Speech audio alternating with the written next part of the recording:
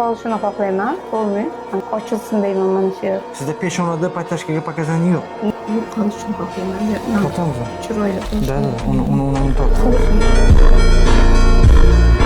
Malika opamizni haqiqatdan ham malika qilib, chiroyli qilib berdik.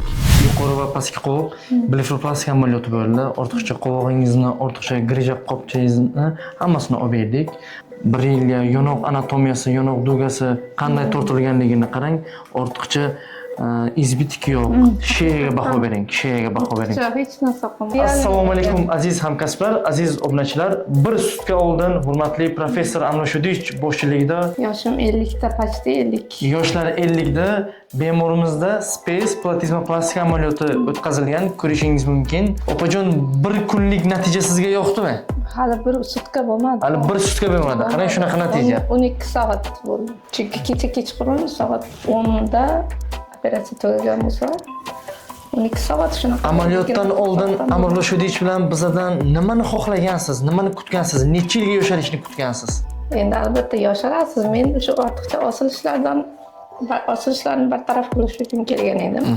Bu o'sha yillar o'tgan sayin, umr o'tgan sayin ozasiz, kilo olasiz, ozasiz.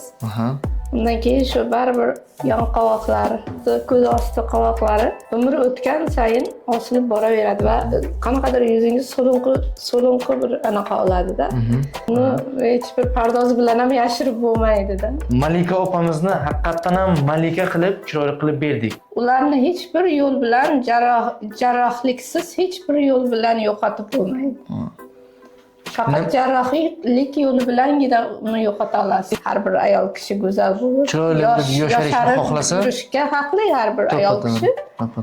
O'zi jasorat to'plab, amaliyotni bir marta o'tkazadi, keyin shu bilan hech ketadi. qanaqa bir masalan parfyumeriya, kosmetika hech bir narsa bo'lmasa ham tabiiy yashasa ham bo'ladi-da keyin. Malika opajon, og'riq bormi sizda? Og'riq bo'lmadi, faqat jarayonlardan o'tish kerak shu. Jarrohlik jarayonidan o'tish kerak. O'sha doktorlar o'z kasbini bajaradi, o'sha paytda ularga sharoit yetkazib berish kerak, qo'rqmash kerak, jasoratli bo'lish kerak. Albatta ko'ngildagidek natija chiqadi. Malika opajon, avvalambor ishonch bildirganingiz uchun katta rahmat sizga. Xudo xolasa ishingiz mana professional darajada bo'ldi. Obunachilarimizga ham natijangizni 2 kunlik, 3 kunligini ham albatta bo'lishib boramiz.